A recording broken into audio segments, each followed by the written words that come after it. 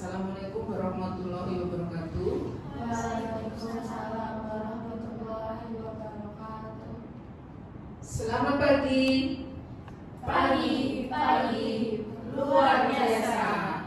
Ya, terima kasih adik-adik semuanya.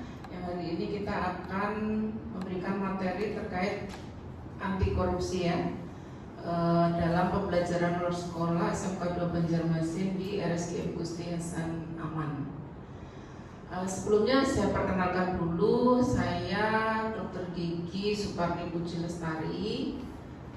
Kemudian saya pernah bekerja di puskesmas, kemudian jadi kepala puskesmas, staf dinas kesehatan provinsi, kemudian di RSIM Gusti Hasan Aman sebagai Kasdiklat.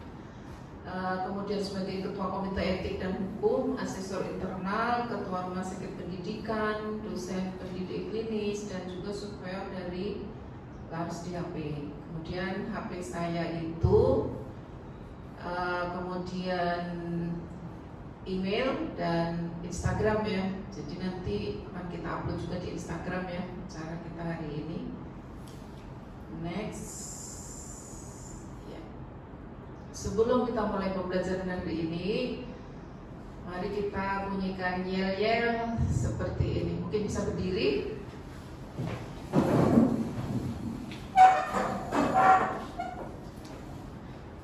Menuju Indonesia sehat.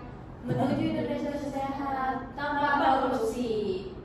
Ulangi ya, orang kompak ya. Menuju Indonesia sehat. Menuju Indonesia sehat tanpa korupsi. Oke, silakan duduk. Jadi apa sebenarnya hasil belajar yang kita harapkan di dalam materi pada hari ini, yaitu harapan saya peserta hari ini mampu memahami terkait anti korupsi. Kemudian indikator hasil belajarnya itu apa? Kita akan mempelajari konsep korupsi, tindak budaya korupsi, budaya anti korupsi, pencegahan dan pemberantasan korupsi itu sendiri, termasuk cara pelaporan dugaan pelanggaran tindak pidana korupsi atau tipikor ya. Apa itu korupsi? Ada yang tahu? Contohnya kayak memakai mobil dinas untuk kepentingan pribadi. Oke, lanjut. Yang lain?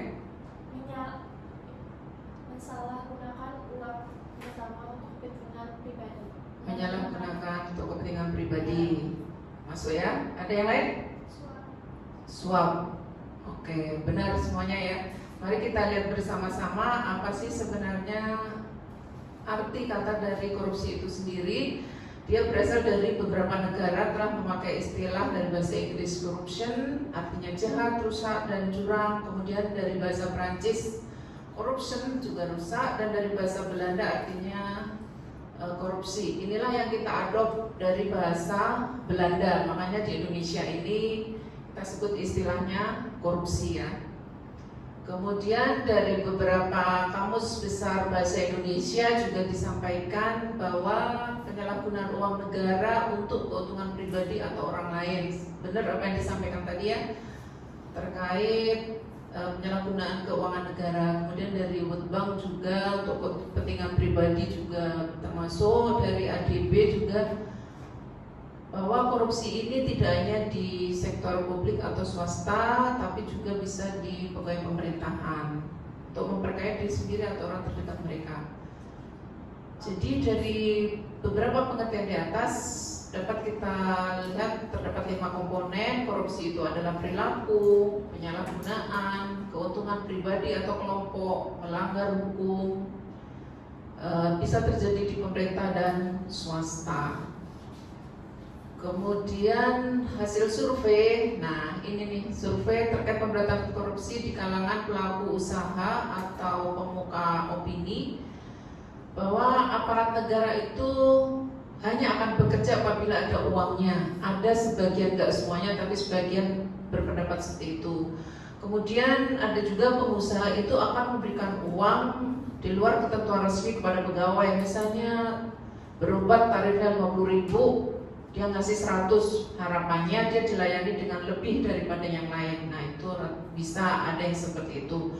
Kemudian juga aparat negara itu bekerja seenaknya, kadang tidak sesuai dengan prosedur. Mau jalan cepat, urusan cepat selesai, Ada masih yang seperti itu. Kemudian ada juga pekerja itu tidak menguasai pekerjaannya. Jadi dia tuh termasuk salah satu korupsi, tidak disiplin, tidak tanggung jawab terhadap pekerjaannya karena memang tidak menguasai. Kemudian ada juga yang memberikan hadiah berupa barang itu 19%. Dan terakhir ada juga praktek memberi uang kepada aparat negara untuk melancarkan urusannya, jadi 18%. Ini hasil survei di Indonesia ya. Nah, korupsi itu apa? Ibaratnya adalah kanker ganas yang akut menggerogoti perekonomian negara secara perlahan tapi pasti. Jadi kalau kanker ini kan mematikan ya. Kalau sudah dikatakan kanker itu pasti mematikan, apalagi ganas sudah stadium terakhir. Jadi ada dan pasti mati.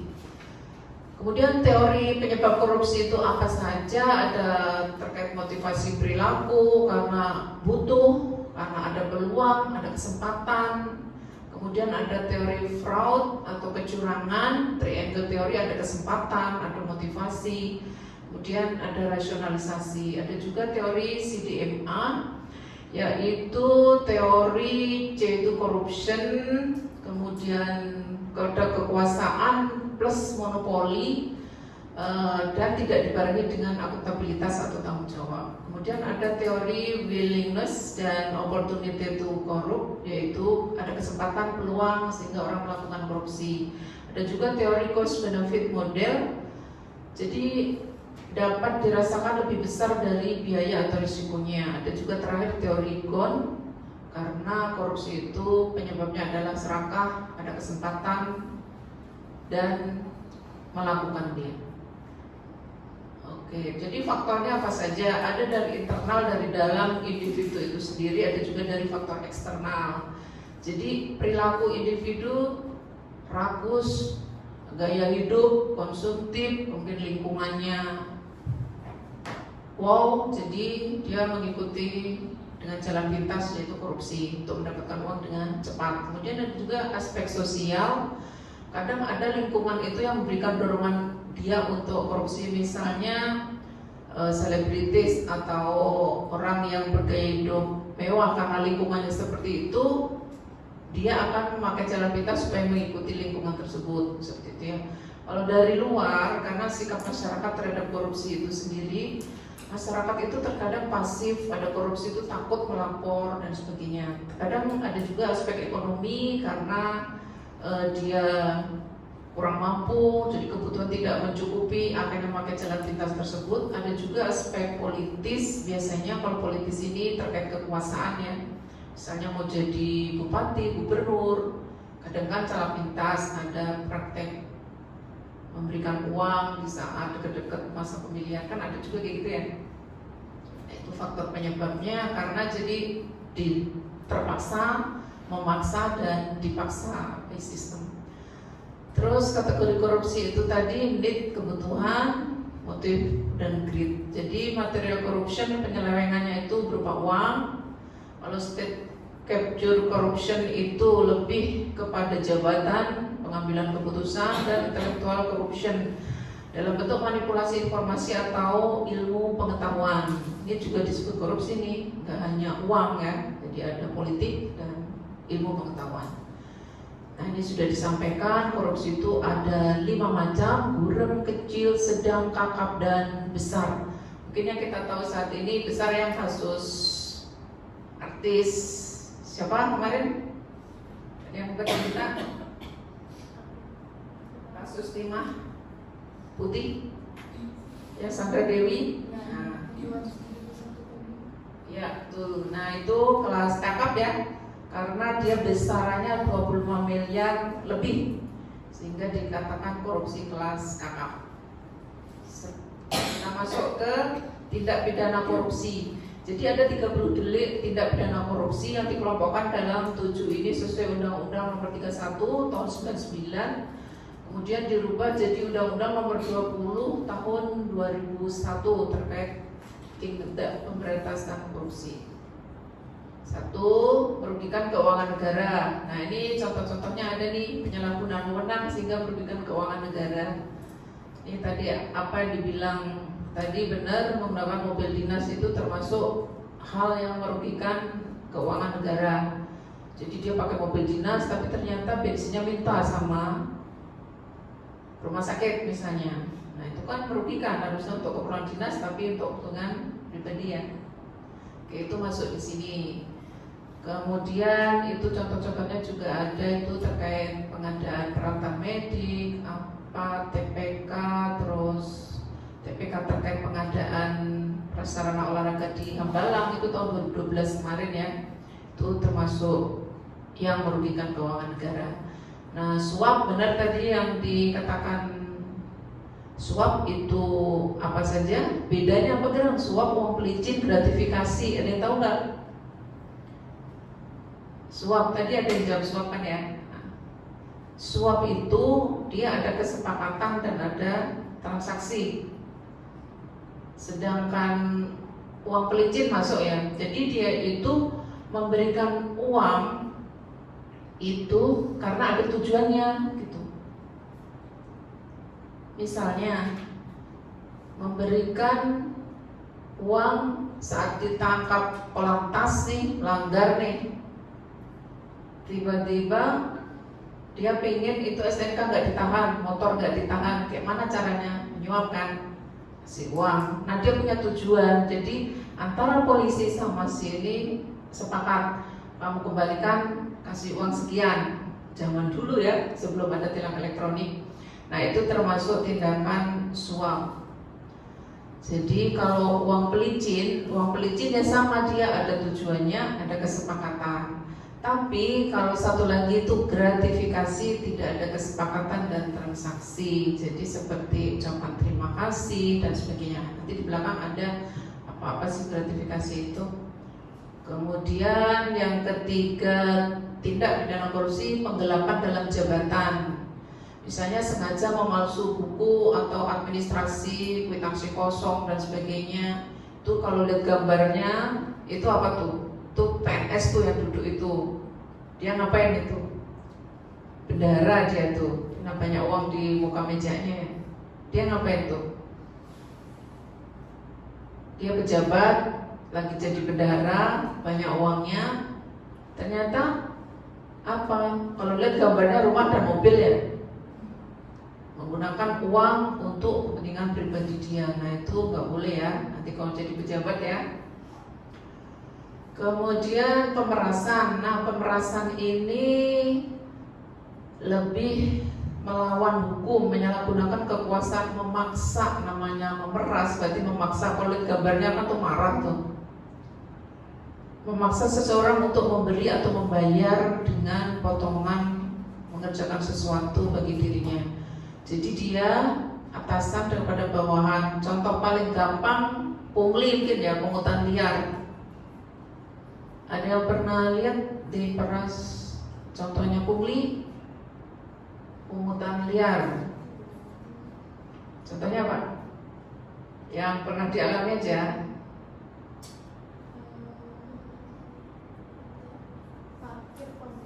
Parkir, ya parkir harusnya tarif sudah motor 2.000, Mobil biasanya mobil 3.000 jadi 10.000 gitu ya. 15 malah parah tuh. Nah itu masuk kategori pemerasan itu ya, karena kan kalau narif itu harus ada peraturannya sebenarnya, sementara dia melanggar. Nah itu masuk kategori pemerasan. Terus perbuatan curang, pegawai negeri yang menyerobot tanah negara. Nah ini dia dipinjami tapi dia nggak mau pergi dari situ. Ada sini yang masih terjadi. Terus kecurangan biasanya juga pada pembangunan, misalnya proyek atau mau membangun sesuatu. Nah itu jangan sampai memalsukan kwitansi dengan harga yang bukan harga sebenarnya gitu ya. Terus benturan kepentingan dalam pengadaan ini juga melibatkan usaha pribadi, ada proyek dan lembaga. Ini contohnya ya. Ini biasanya pengadaan barang dan jasa, kemudian borongan, biasanya terkait pembangunan. Kalau di rumah sakit mungkin ya pemeliharaan gedung, kalau di sekolah mungkin juga ada tuh dana BOS. Apa itu kan bisa buat beli buku, buat bangun apa itu tidak bolehlah di lebih-lebihkan akuntansinya gitu. Jadi jangan sampai terjadi seperti itu. Kemudian gratifikasi, nah ini yang sering kita dengar. Gratifikasi itu apa? Pemberian hadiah dalam bentuk apapun dengan maksud tertentu. Jadi kalau kita lihat gambarnya, gratifikasi itu boleh nggak sih? Kayak gitulah. Nah lihatlah gambar itu. Jadi gratifikasi itu tidak semuanya dianggap tidak benar. Jadi gratifikasi itu tidak dianggap suap apabila contoh memberi uang kemudian atau sejumlah sekian, tapi dia lapor ke KPK, itu gedungnya KPK ya. Prosesnya itu kurang lebih 30 hari. Jadi lapor, ada buktinya bahwa tidak ada maksud tertentu, itu boleh gitu. Itu makanya ada gambarnya, ngasih sesuatu kemudian ternyata dia lapor bahwa dia mendapatkan ini gitu. Jadi tidak dianggap sebagai suap. Sanksinya apa? Karena gratifikasi ini lumayan ya, bagi penerimanya ada, bagi pemberinya ada. Kalau penerimanya itu mendapat hukuman penjara 4 tahun dan paling lama 20 tahun. Denda uangnya paling sedikit 200 juta, paling banyak 1 miliar. Kalau pemberi gratifikasi bang, dapat juga dia 3 tahun penjara dan uang paling banyak 150 juta. Nah, sanksi hukum itu tidak berlaku jika lapor Komisi Pemberantasan Korupsi. Makanya apabila mendapatkan sesuatu yang wow nilainya, harus lapor ke KPK. Oke, itu sanksinya ya. Jadi bagaimana sih strategi pemberantasan korupsi itu? Represif, perbaikan sistem, dan edukasi. Jadi ini cara untuk supaya tidak terjadi korupsi itu ada tanda tangan di borgol. Jadi supaya takut terjadinya tindak pidana korupsi, ya harus ada sanksinya atau hukumannya gitu. Terus perbaikan sistemnya mungkin yang salah harus segera diperbaiki. Kemudian melalui pendidikan ya seperti ini, pendidikan ya edukasi. Mumpung kalian masih muda, sudah tahu pengetahuan terkait anti korupsi, harapannya nanti ke depan tidak melakukan hal-hal yang tidak diinginkan. Oke, tindakan korupsi apa yang mungkin terjadi terkait pekerjaan Anda saat ini? Nah, saat ini yang mungkin terjadi kalau masih sekolah apa nih? Misalkan udah Ada bendera sekolah ya? bendera kelas atau sekolah, bilangnya duitnya kita ternyata dipakai buat kepentingan pribadi. Nah, itu termasuk ya ciri-ciri korupsi kecil. Nah, kalau kecil dibiarkan kan jadi besar. Karena besar atau kecil ya namanya tetap korupsi. Nah, itu jangan sampai ya kalau ada yang jadi bendara. Ada yang lain berpendapat mungkin jadi bendara ya lain.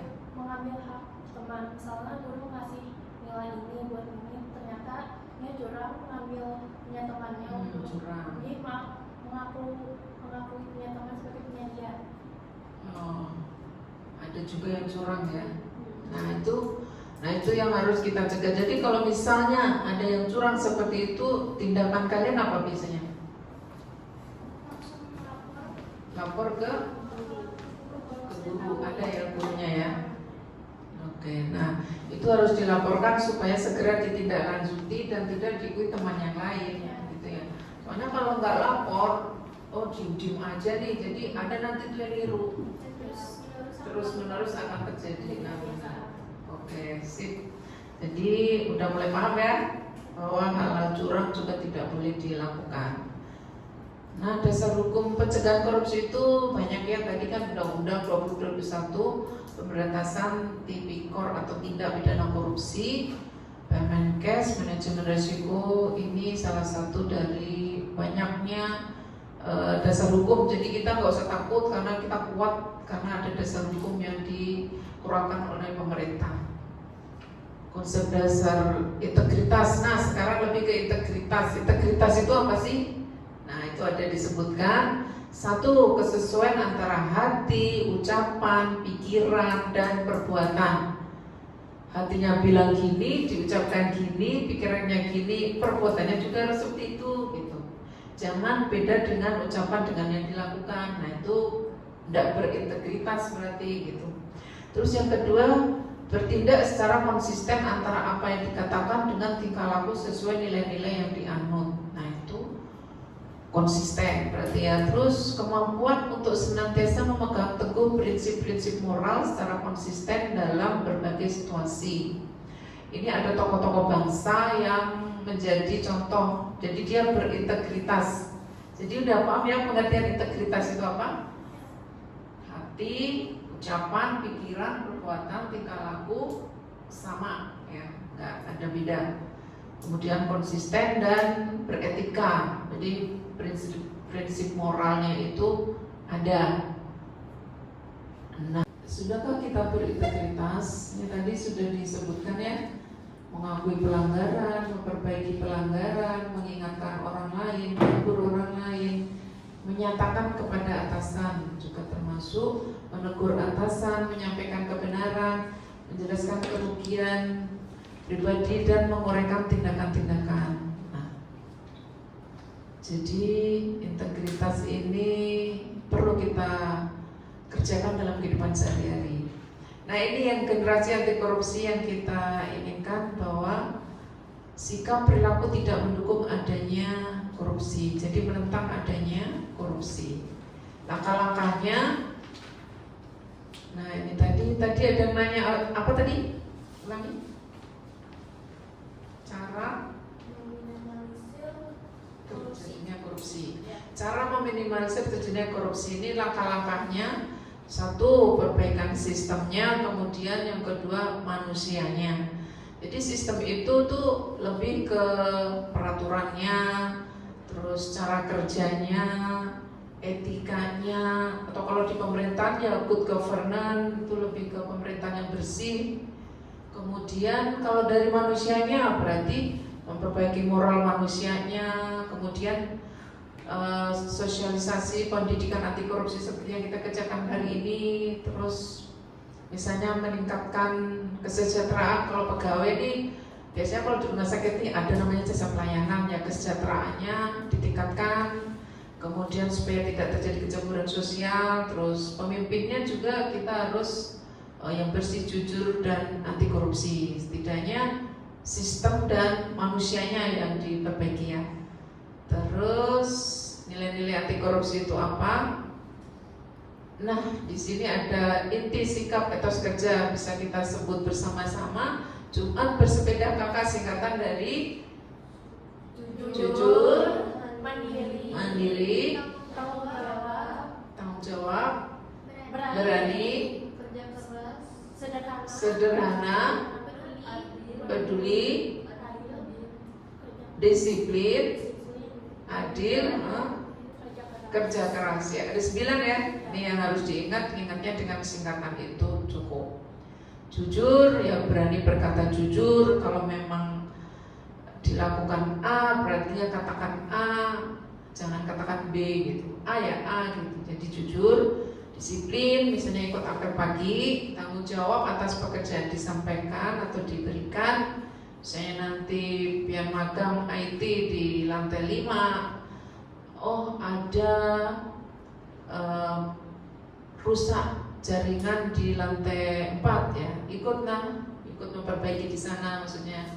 Kemudian sanitasi, kita hari ini mau cek limbah medis kita di gudang ya, ikutlah ke sana, prosesnya gimana, itu tanggung jawab.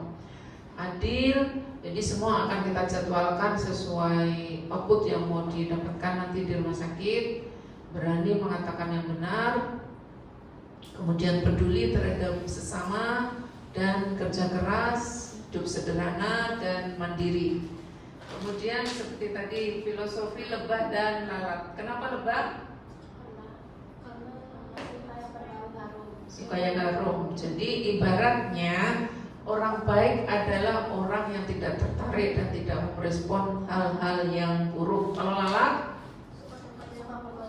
suka kotor. Ibarat orang jahat tidak tertarik pada hal yang baik. Jadi kebalikannya ya. Ini filosofi aja supaya kita paham.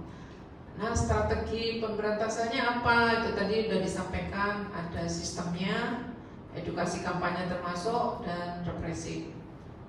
Nah, ini dia, jangan sampai kena borgol itu.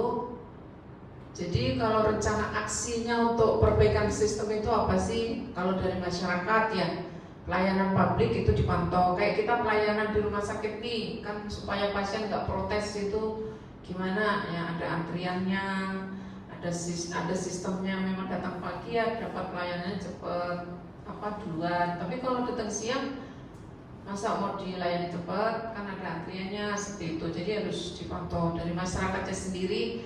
Kemudian juga kalau untuk ASN biasanya itu tiap tahun ada tuh pelaporan harta kekayaan penyelenggara negara. Pejabat biasanya harus lapor terkait hartanya, didapat dari mana gitu. Misalnya kayak ulun nih, ulun punya apartemen, punya ini, pasti orang curiga duit dari mana gitu kan. Nah makanya kita biasanya melaporkan harta kita, punya mobil, sepeda motor, apa. Kalau dianggap wajar sesuai gaji yang didapatkan ya nggak masalah, kita jujur melaporkan itu. Tapi kalau enggak, nah itu yang akan dicurigai. Nah, kemudian gratifikasi itu harus dilaporkan ke KPK melalui unit pengendali gratifikasi. Di rumah sakit juga punya unit pengendali gratifikasi. Itu tadi sistem ya. Nah, ini melalui kampanye atau edukasi. Seperti hari ini, edukasi terkait anti korupsi. Terus cara pelaporan gratifikasi kayak mana? Nah, tindak pidana korupsi salah satunya gratifikasi itu ada 5, itu bisa dibaca, tulisannya kecil-kecil ya. Tapi pelapor itu kita sebut biasanya whistleblower. Jadi Anda bisa menjadi whistleblower bagi KPK di mana saja. Jadi yang penting kriterianya itu apa untuk mengadu itu pasti akan melibatkan aparat penegak hukum, polisi, jaksa dan sebagainya, harus 5W1H, kemudian punya data dokumen, gambar, rekaman yang lengkap, dan data sumber informasi untuk pendalaman nanti. Nah ini whistleblower ya, dan statusnya akan dirahasiakan. Kemudian tata caranya gimana melaporkan? Nih ada formulirnya, nama, jabatan, tempat nih. Itu ada caranya, unitnya itu ada, dan laporannya kurang lebih 30 hari. Jadi begitu lapor nggak langsung ke KPK ya, tapi sehari, 2 hari, 3 hari, sampai 30 hari baru sampai ke KPK. Jadi kesimpulannya apa? Korupsi ibarat kanker ganas, menggerogoti perekonomian sebuah negara secara perlahan namun pasti. Jadi penyakit ini menempel pada semua aspek bidang kehidupan masyarakat sehingga sangat sulit untuk diberantas. Perlu dipahami bahwa dimanapun dan sampai pada tingkatan tertentu korupsi memang akan selalu ada dalam suatu negara atau masyarakat dan perlu upaya bersama untuk memberantasnya. Orang yang suka berkata jujur akan mendapatkan tinggal kepercayaan, cinta dan rasa hormat dari Ali bin Abi Thalib. Jadi kesimpulan akhirnya sedikit pun atau banyak tetap aja namanya korupsi. Ya. Mungkin sebelum berakhir kita bisa yel-yel dulu menuju Indonesia sehat, bebas korupsi. Kita mulai bersama-sama. Bapak duduklah. 1, 2, 3. Menuju Indonesia sehat, bebas korupsi. Oke. Jadi udah siap ya menjadi generasi-generasi yang akan mengamalkan nilai-nilai anti korupsi, kemudian berintegritas dan menjadi generasi yang anti korupsi, terutama di sekolah lah dulu. Nanti pas kuliah di tempat kuliah, kemudian pas kerja di tempat kerja lagi. Jadi lebih dini, lebih tahu terkait anti korupsi lebih bagus lagi. Mungkin itu ya. Ada pertanyaan lagi?